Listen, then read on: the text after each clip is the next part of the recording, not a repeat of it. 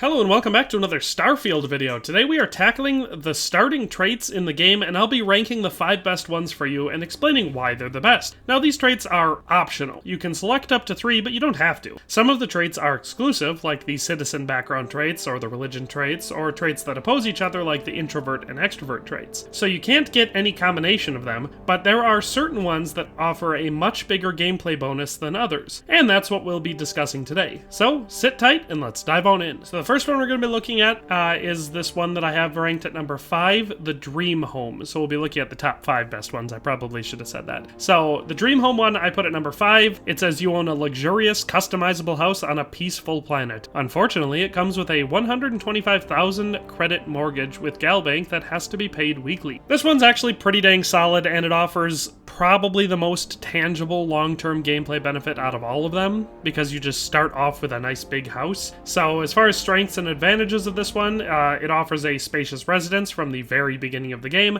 It acts as a convenient location to store items, especially considering players really have limited cargo capacity in this game. It's probably the most annoying thing about the game is how little weight you and your ship can carry. So you're going to find yourself needing places to store that, and your big spacious house is one place that right from the beginning of the game, without having to build a settlement, you will have, and it's quite nice. So that's very convenient because, like I said, your ship's cargo hold fills up a little bit too fast. It also provides pretty cool views on the world that it's on, so when you're up in this house, it's actually really beautiful. So as far as that goes, I know that's not a gameplay advantage, but it is cool. And it offers flexibility in your payment. So I know that you starting off with 125,000 credits in debt doesn't sound like a ton of fun, but really what that means is that every week you're going to have 500 credits automatically deducted from your balance, which isn't that much.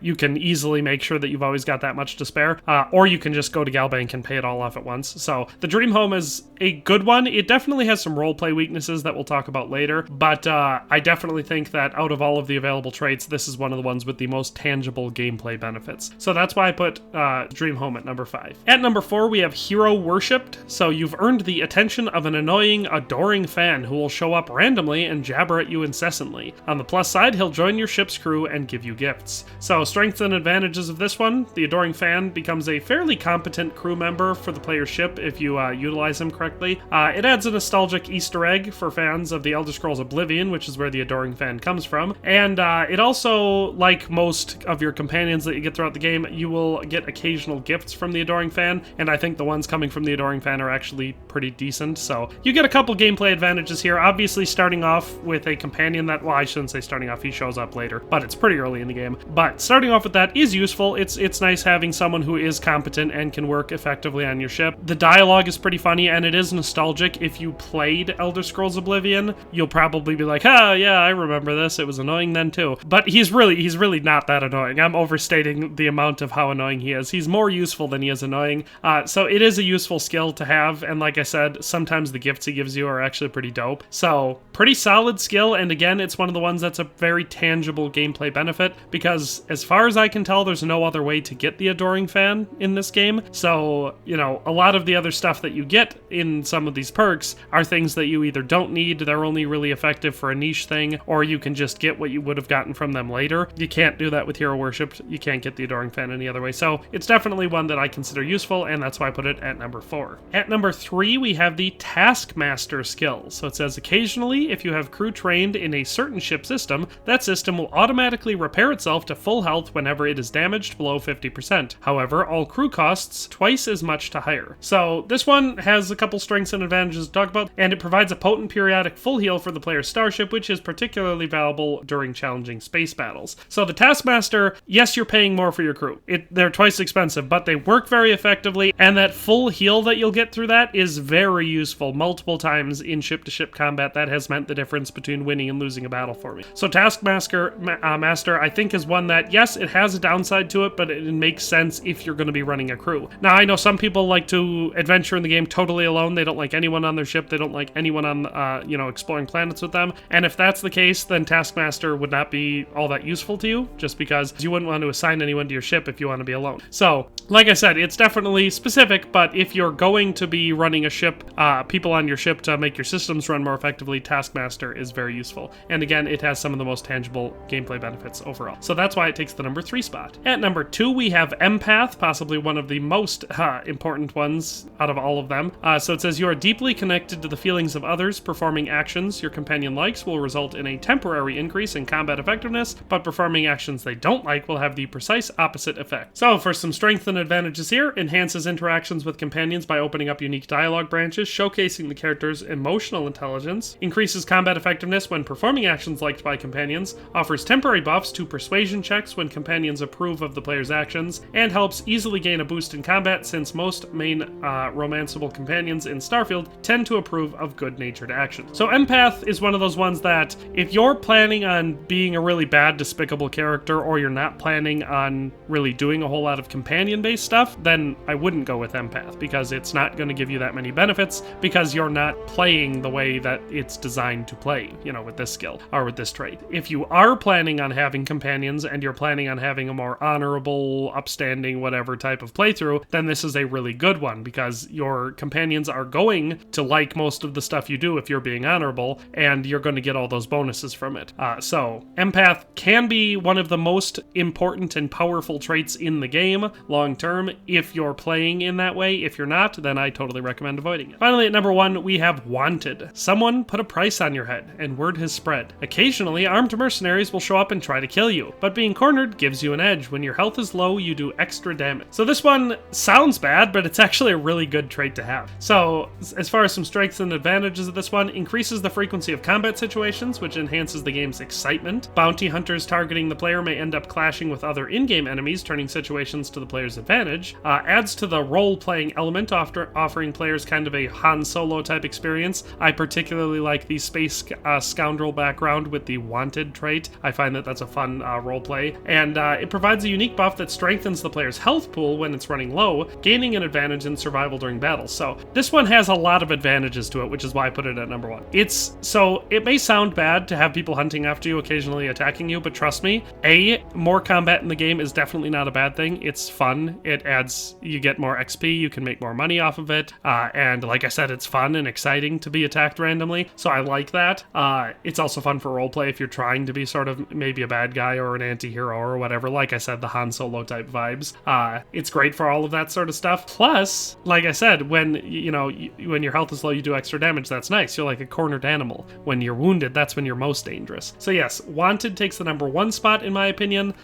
There's lots of good skills to go with, but those 5 are the ones that I think give you the most tangible gameplay benefits, and in that order. A couple other things to consider. We have some citizenship backgrounds, so United Colonies Native, Neon Street Rat, and Freestar Collective Settler. Obviously, if you're going to go with one of those, you can only go with one. They're good to consider. So as far as the citizenship background traits go, they're really only worth it if you're planning on emphasizing the missions for that faction, as in a nutshell, they just give you more dialogue options and increased rewards for completing missions for that faction. I personally really like them for roleplay perspectives, as the added dialogue options are great for that, and they make my Freestar Collective Bounty Hunter seem like he really knows his way around that part of the galaxy. However, outside of that, I think it will be better bang for your buck to go with the general traits that I've already listed. The only consideration to be made outside of that is that you do obviously get a monetary bonus for doing missions. So let's say you go with the Freestar Collective Settler. When you're doing Freestar missions, whether that's for the Rangers or whatever the case may be, those missions, which are good missions, I definitely recommend, you're going to get more money for doing them if you are a Freestar Collective Settler. Or the same thing goes for if you do a Neon Street Rat, if we're doing Neon missions, and the United Colonies Native for doing your UC stuff. Also, roleplay-wise, Freestar Collective goes with a couple, like I find the Space Rogue, Bounty Hunter, those are both good Freestar Collective ones. Neon Street Rats are good for basically just all your criminal stuff, smuggling, thieves, cyber runners, stuff like that. And then the United Colonies Native is good for your upstanding, your diplomats and your soldiers and all that sort of nonsense. So if you're role-playing and you want those bonuses, plus you're going to be going with those factions, then they make sense. Otherwise, I kind of just avoid them because gameplay-wise, you can get more bonuses from the other stuff. Sort of the same thing can be said with the religions. So there are 3 religions you can choose here. Raised Enlightened, Raised Universal, and Serpent's Embrace. So from a role-playing perspective, I can see reasons to go for any of these, depending on what you're trying to build, and you can really get the specific background for your character that you crave with these. However, the Raised Universal and Raised Enlightened trait don't actually give you any gameplay boost. They just give you a chest full of starting items that do give you a slight boost to the beginning of the game if you remember to go grab them right away, which I did not on my first playthrough, so it was totally useless that I chose one of them. them. The only one that offers a real gameplay boost is the Serpent's Embrace one, which buffs your health and oxygen stat for 5 in-game hours every time you grav jump. However, if you don't grav jump every 5 in-game hours, then you're going to actually get a penalty to both of those. So this trait is not beneficial for those who like to spend their time in one system for a while. So honestly, I personally, unless you're doing it specifically for gameplay, I don't like the religion traits. I just actually recommend avoiding them. And then there are some that, like I said, are opposed to each other. So introvert and extrovert go against each other. So these ones are specific to gameplay. If you are someone who really likes to play by yourself, you don't like companions being with you don't like all that stuff, then introvert makes sense. You wouldn't want to get that if you're planning on traveling with companions. Extrovert actually has better boosts to it, so if you're choosing between one and you're just trying to find the gameplay, extrovert's the better one to go to just because you get better perks from it. You know, it's just kind of overpowered in that way. So if you're going to choose one, I recommend extrovert and going with companions, but if you know you're not going to, then introvert makes sense. But yeah, like I said, there's stuff like that to consider. Other than that, just keep in mind that a lot of what you choose here will depend on what you're prioritizing. From a pure gameplay advantage standpoint, the 5 traits that I listed first are the best. They offer the best advantages in-game, and none of the other traits can offset what these ones offer. That's not to say that you can't build a great character without them, as Starfield is a fairly forgiving game with no level cap, but those ones will be more beneficial to your character than any others. However, if you, like me, care about the role-playing aspects of games like this, then your choices may be very different. For example, if you're a low-life bounty hunter living on the fringes of society, you may value the Freestar Collective trait as it helps you build your renegade backstory, and similarly, you might not want to have a luxury fancy house with a mortgage, as that interferes with the freedom you feel from living in your ship, hopping from one system to the next. So I find that especially on repeat playthroughs, most people would be wisest to pick their background and traits specifically based on the character they want to roleplay as opposed to pure gameplay advantages. But honestly, that's all for today. I hope you enjoyed this video and found it to be useful as well as entertaining. Be sure to subscribe for lots more Starfield content like this, but in any case, thanks for watching and have a nice day, and we'll see you next time. Thanks for watching another Dare to Game video. If you liked this video, please leave a like and a comment. If you haven't already, be sure to subscribe to the channel. If you like my content and would like to support this channel, consider becoming a member today for as little as $1.99 a month. It makes a huge difference. But in any case, thanks for watching and have a nice day. I'll see you next time.